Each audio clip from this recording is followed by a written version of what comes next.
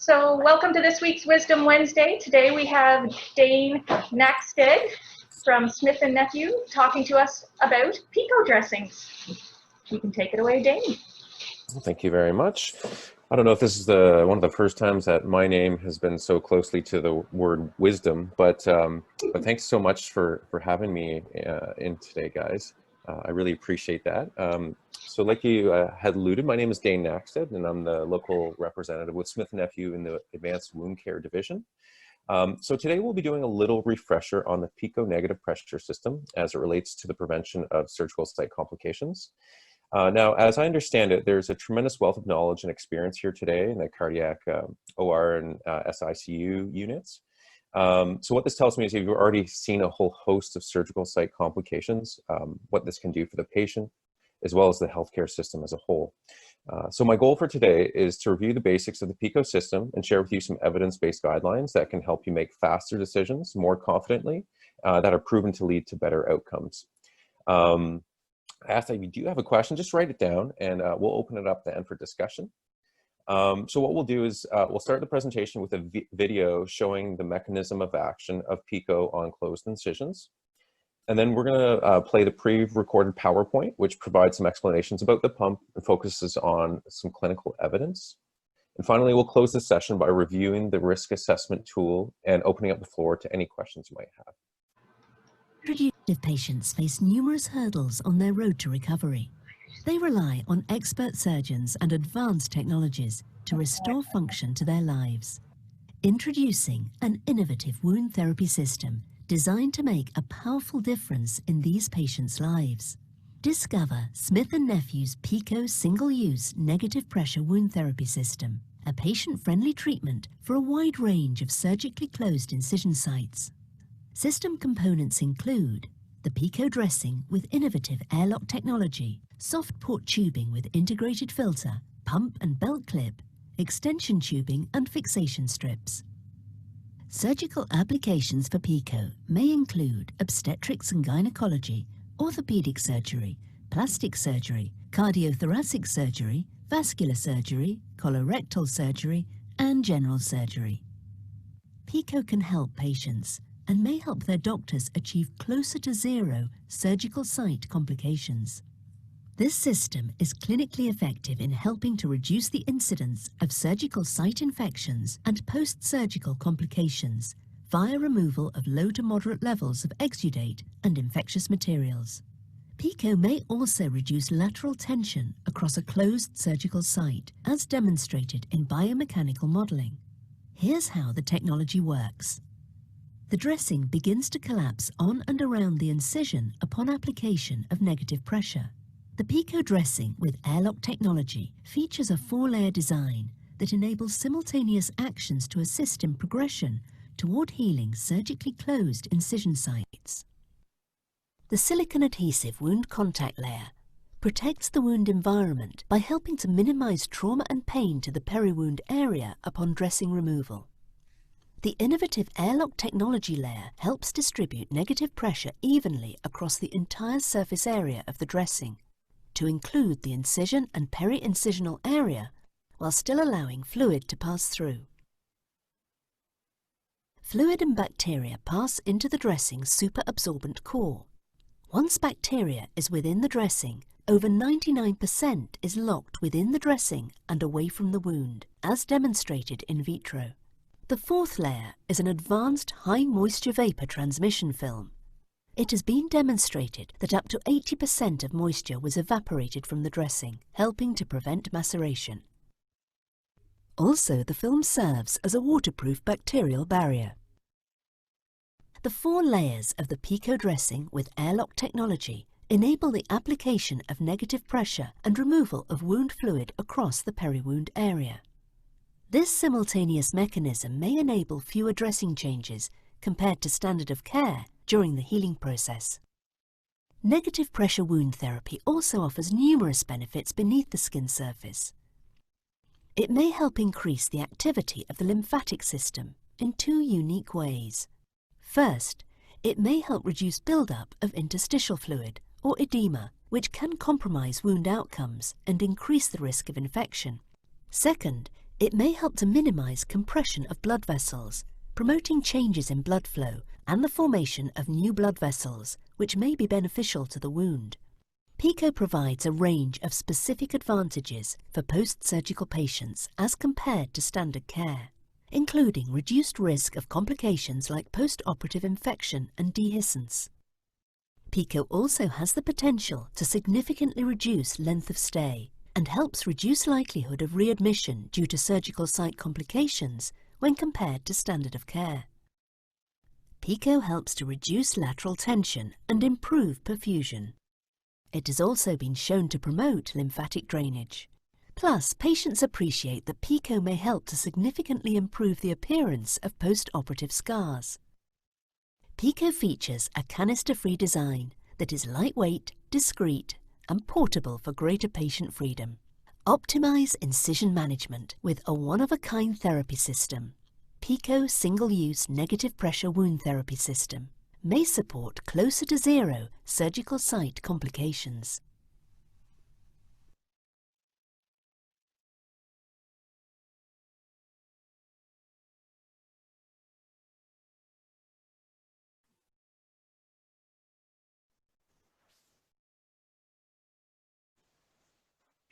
So now we'll start with the PowerPoint. Hello, my name is Dane Knackstedt. I'm the Territory Manager for Smith & Nephew's Wound Care Division in New Brunswick and Prince Edward Island.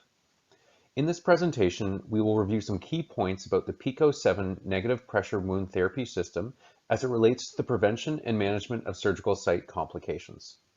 More specifically, we will review some of the recent upgrades to the pump itself, application tips and indications, clinical data, as well as patient selection criteria.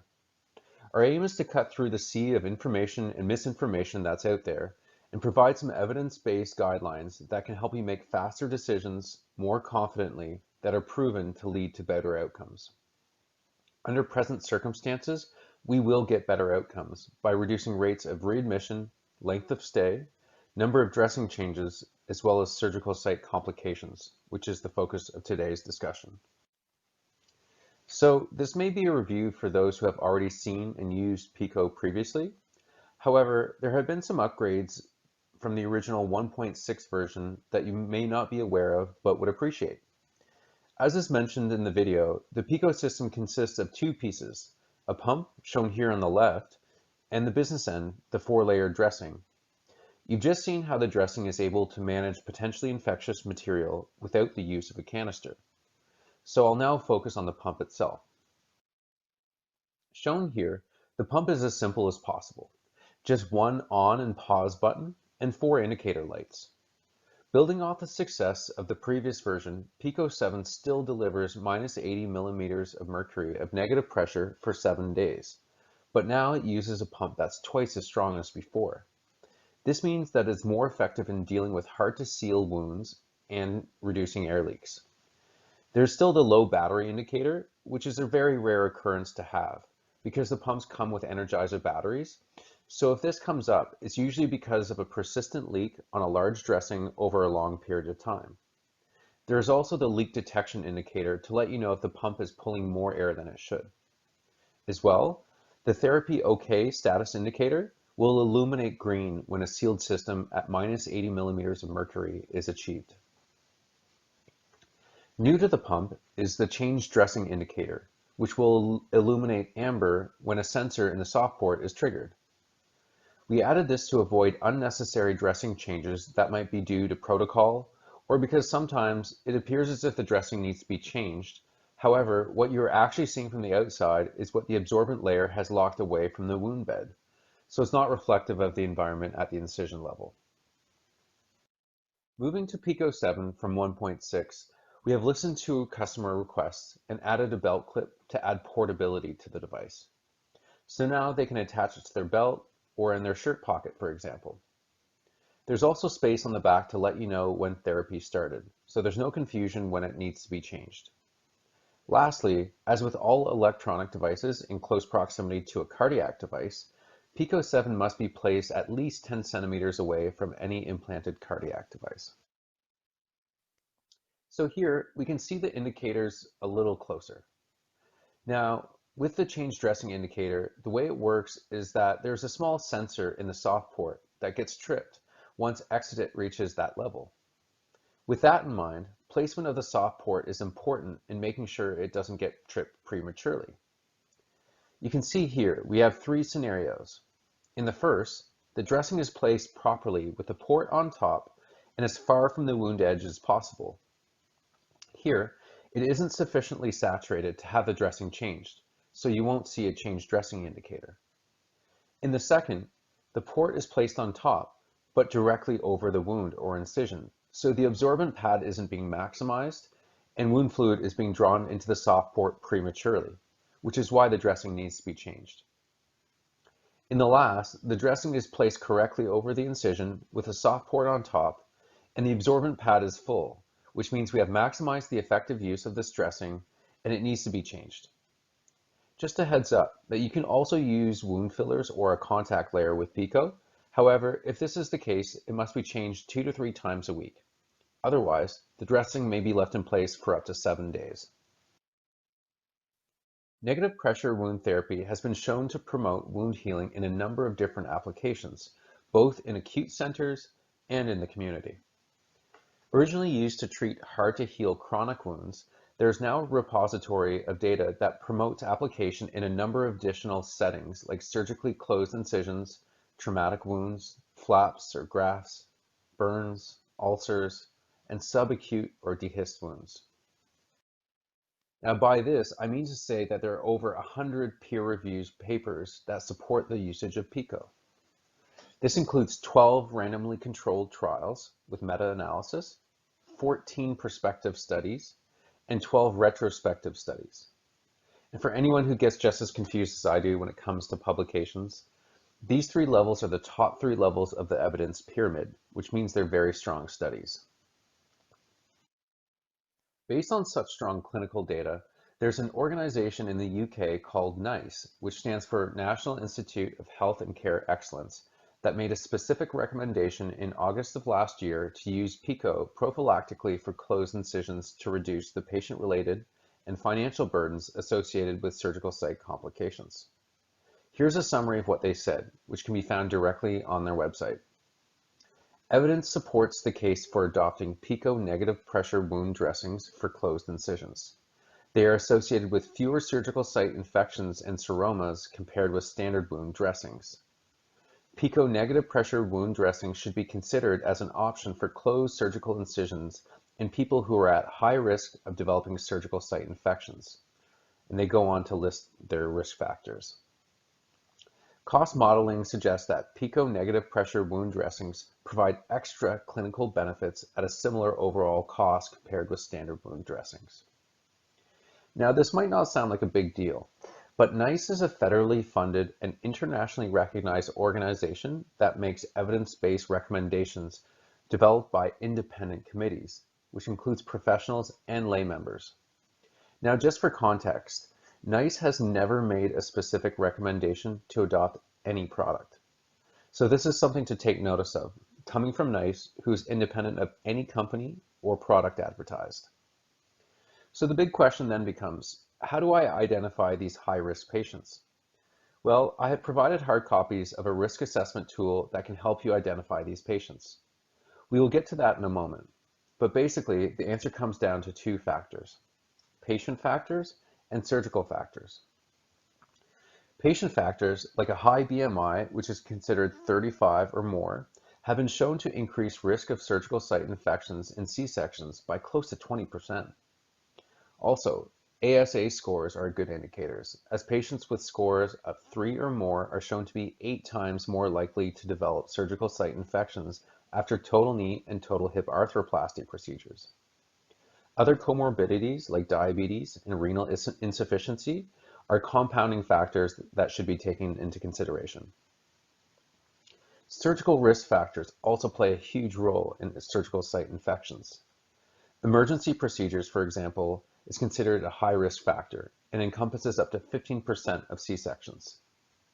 Also, patients undergoing certain types of procedures like cardiac or bowel surgery automatically get classified as high risk, as studies have shown a 10 to 12% increase in surgical site infections when compared to others.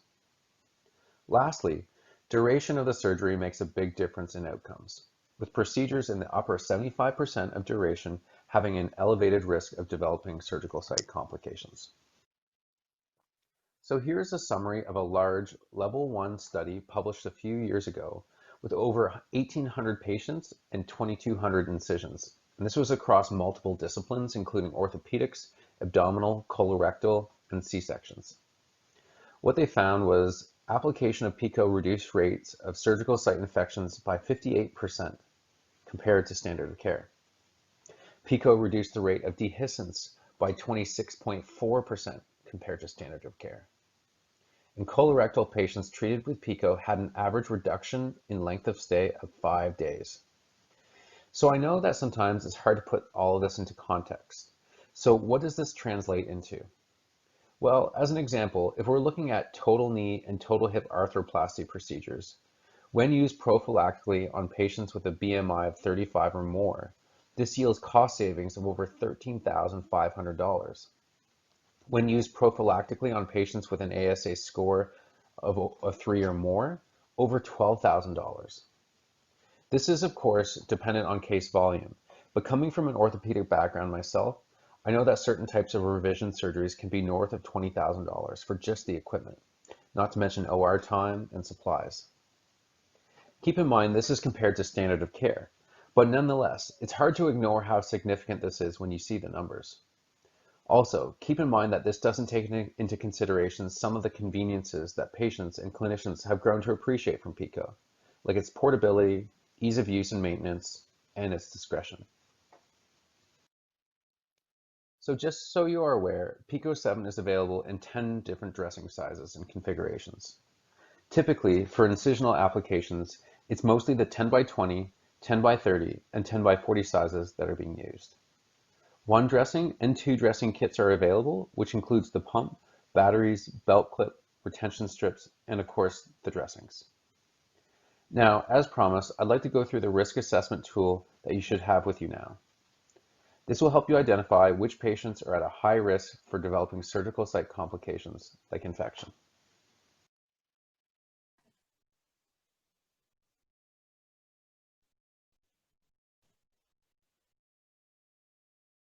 All right, that sounds great.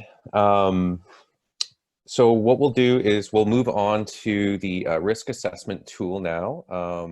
If you have those in front of you, or if you don't, maybe we can pull up an electronic version.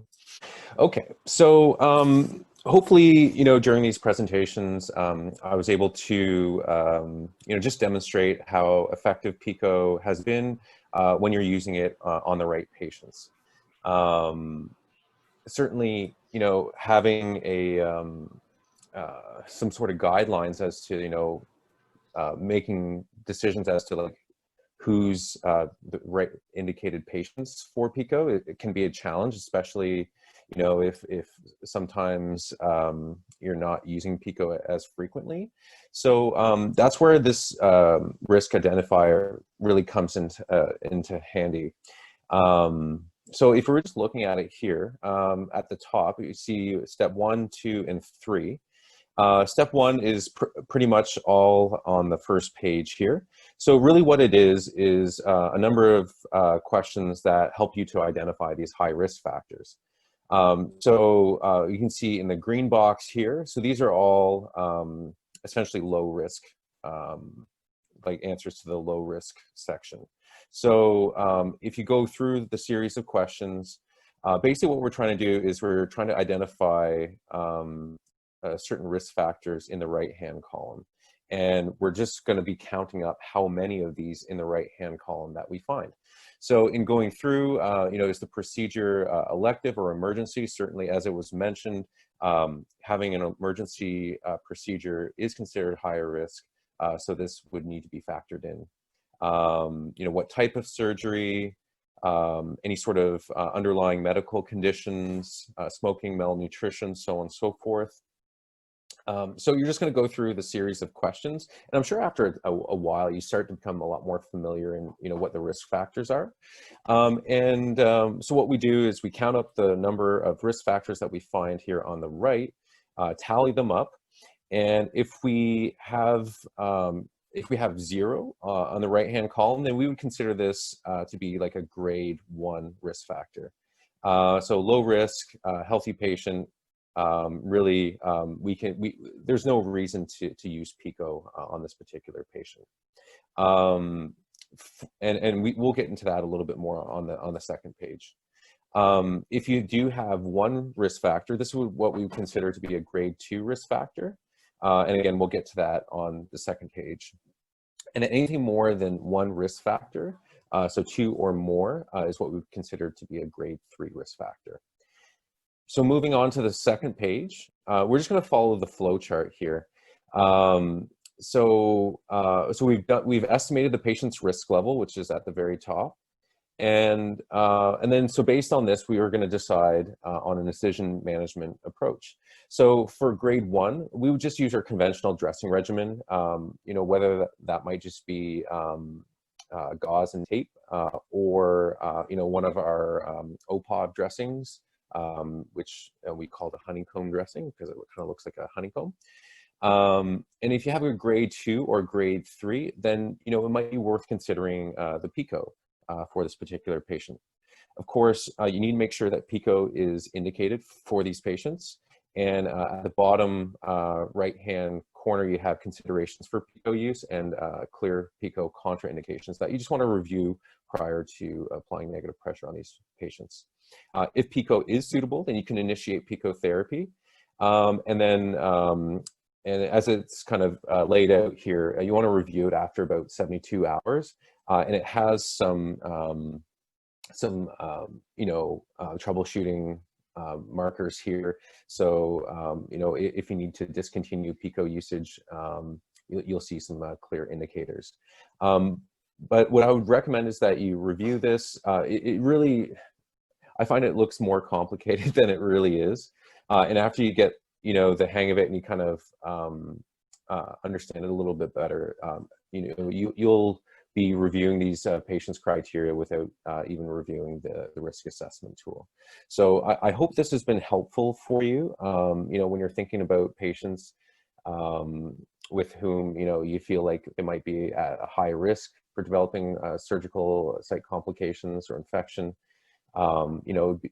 Certainly consider PICO, and if you have any questions, or if you've had any issues in the past, certainly I'd like to hear about them. Yeah, we can open up the floor to some questions if there's anything out there.